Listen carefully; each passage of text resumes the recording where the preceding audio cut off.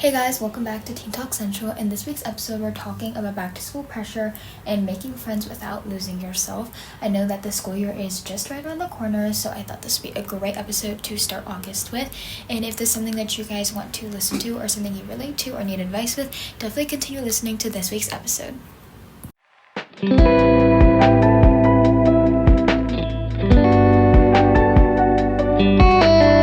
Hey guys, it's Mia, and let's get into this week's episode. So we're going to be talking about the stress that us teenagers could feel when school starts, meeting old friends, reconnecting with them, and the fear of potentially being left out if you haven't seen them all summer. And I'm going to break down why social pressures could feel so super intense during this season and what's happening psychologically and how we can navigate friendships with confidence and authenticity, because we always want to be authentic and 100% our true selves.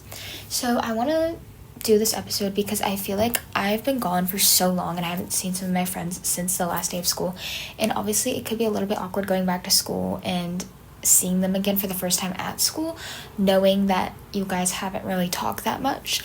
But I want to remind everyone that it is okay, and a lot of people probably feel the same way. So I just want to give some bits and pieces of advice that I feel like I've learned throughout especially my now going into my fourth year of high school, and just in general what I've felt with whenever we go back to school. So as always, let's get into the psychology behind it.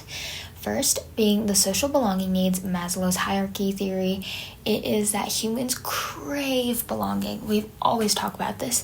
It's during adolescence, pure acceptance becomes central to our identity. It's basically why people try to fit in, because if you don't fit in, you feel like you're being left out, and that kind of sucks.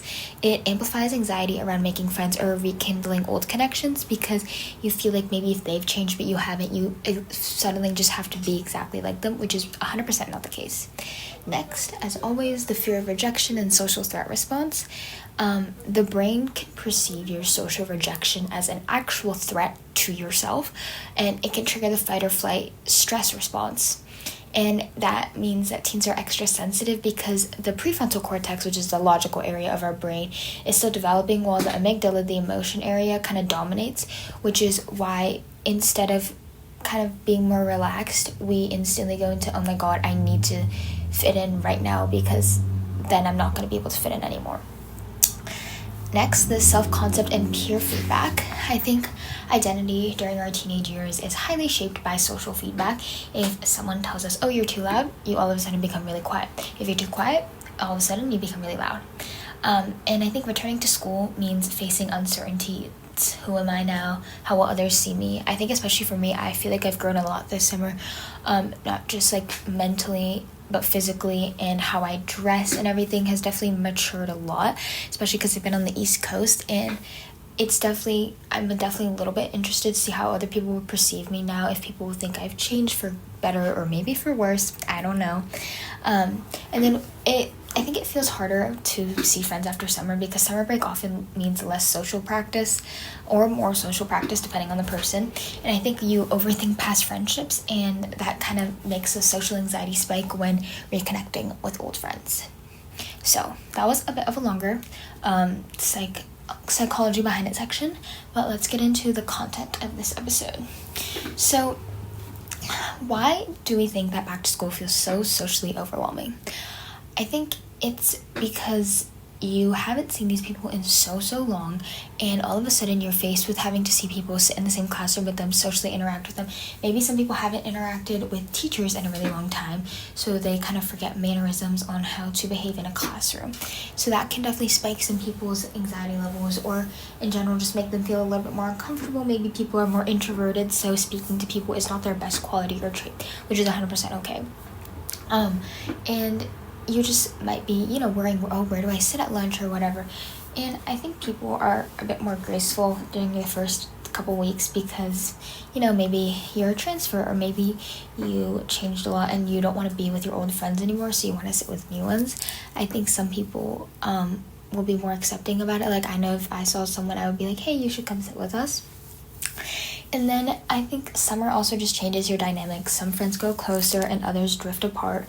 I know one of me and my friends have gotten really a lot closer over the summer than when we did in the school year. So I'm excited to see her in person again and just like hang out with her and sit with her at lunch and everything. But also still remembering like all of my old friendships, because obviously me and this girl I'm not just going to leave all my other friends for her. And there's, I think, obviously high school and unspoken hierarchy, sports team, classes, clubs, you know, the popularity. At least for me, my school, I feel like it's definitely a lot of blonde popularity. So it's like the blonde girls who have a lot of money and are wealthy tend to be kind of at the higher hierarchy. And like, I would say I am known, like, I think people do know my name for good or for bad. And it's sometimes interesting because I see people and I see them in class and I say hi to them and maybe they say hi back, but then if you see them in the hallways they don't really say the same. So I think that is kind of that unspoken or maybe spoken high school hierarchy.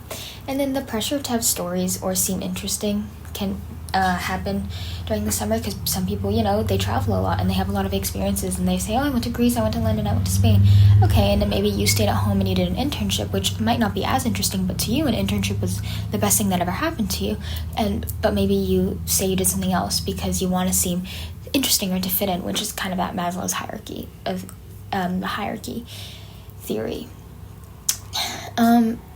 Also, I think the reason why rejection kind of hurts more as a teen than as an adult is just that fear of judgment and spotlight effect, thinking that everyone notices you more than they do. So then if you make a mistake, especially during the first couple weeks, you might feel like, oh my god, all the eyes are on me, but it's really not. At the end of the day, I know this sounds really bad, but nobody really cares.